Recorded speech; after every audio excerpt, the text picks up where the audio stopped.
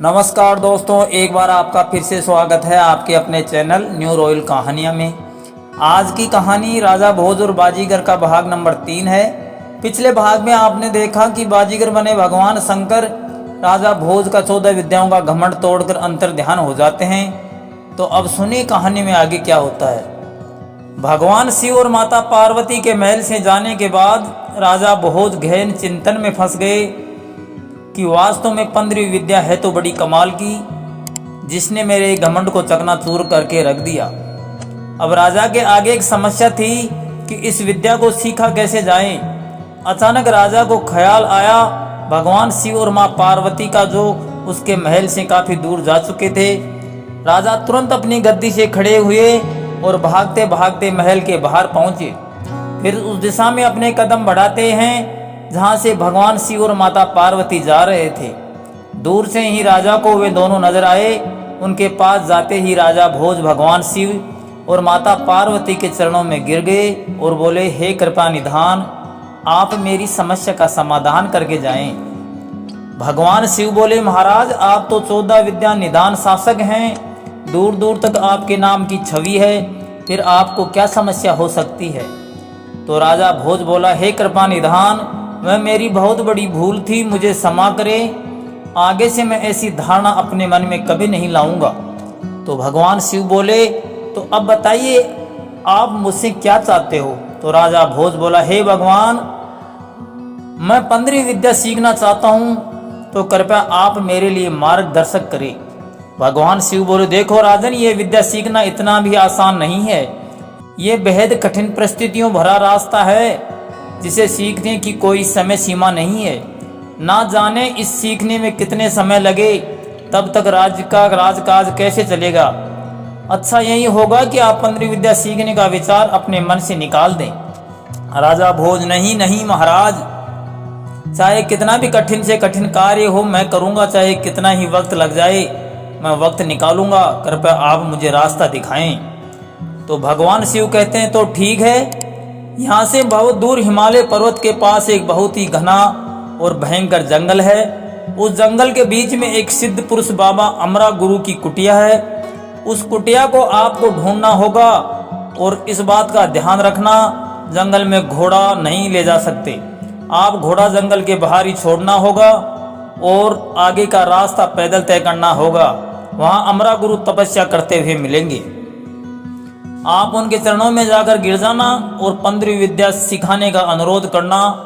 और हाँ, एक बात का ध्यान रखना, अपने स्वभाव से काफ़ी कठोर हैं। अगर बाबा तपस्या में लीन हो तो उनकी तपस्या भंग मत करना, नहीं तो मैं आपको श्राप भी दे सकते हैं। इसलिए वहाँ बैठकर बाबा की तपस्या पूरी होने का इंतज़ार करना। अगर बाबा को दया आ गई तो मैं आपको 15वीं विद्या ज़रूर सिखाएंगे। और इतनी बात कहकर भगवान शिव और माता पार्वती अंतर्ध्यान हो गए।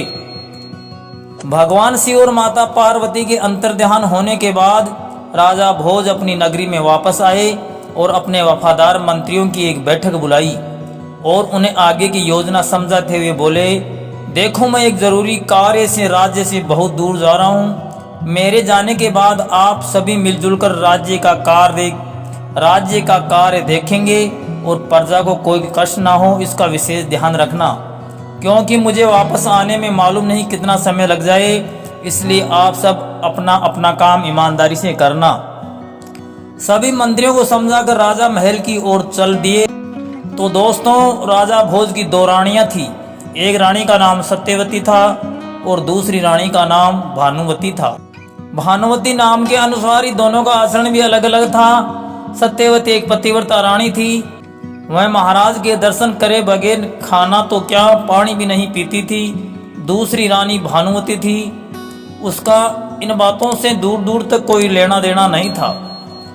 कहने का मतलब रानी भानुवती चरित्र ठीक नहीं था। राजा भोज पहले रानी सत्यवती के कक्ष में गए और बोले, रानी मैं किसी जरूरी कार्य से कुछ समय के लिए नगरी छोड़कर जा रहा हूँ। मालूम नहीं मुझे आने में कितना वक्त लगे। ये वक्त 1 वर्ष का भी हो सकता है और 12 वर्ष का भी हो सकता है, या फिर इससे ज़्यादा भी हो सकता है। इसलिए मैं आपको सलाह देता हूँ कि मेरे वापस आने तक आप सावधानी से रहना। इतनी बात सुनकर रानी सत्यवती की आंखें झलक आई और बोली, हे राजन, मैं तो आपके दर्शन किए बगैर पानी तक भी नहीं पीती, भला इतना लंबे समय में आपके बिना कैसे बिता पाऊंगी, जिसमें आपके आने की कोई समय सीमा निश्चित नहीं है। कृपया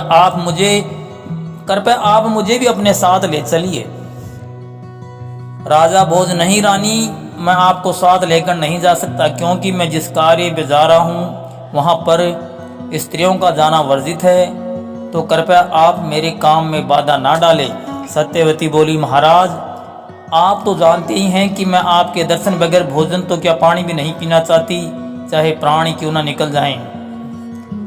राजा भोज, ठीक है, इस समस्या का समाधान मेरे पास है। मैं अपनी एक तस्वीर इस दीवार पर बना देता हूँ, आप इसको भोग लगाकर भोजन कर लेना। और राजा भोज ने हूबहू ही अपनी तस्वीर दीवार पर बना दी।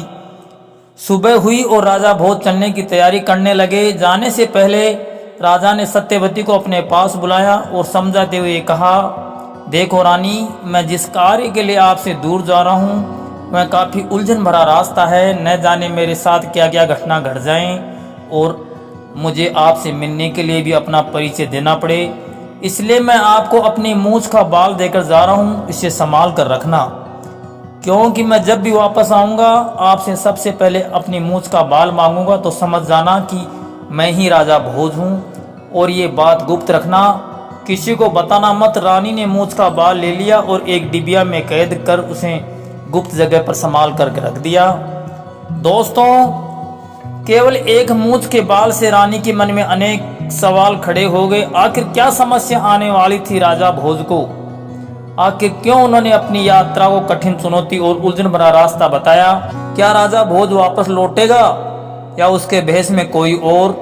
ये जानने के लिए देखिए कहानी का अगला भाग। आशा करता हूँ आपको ये छोटी सी कहानी पसंद आई होगी। अगर पसंद आई तो लाइक, शेयर और चैनल पर पहली बार आए चैनल को सब्सक्राइब करें, ताकि आने वाले समय में आपको ऐसे ही कई ज्ञानवर्धक कहानियाँ सुनने को मिल सके।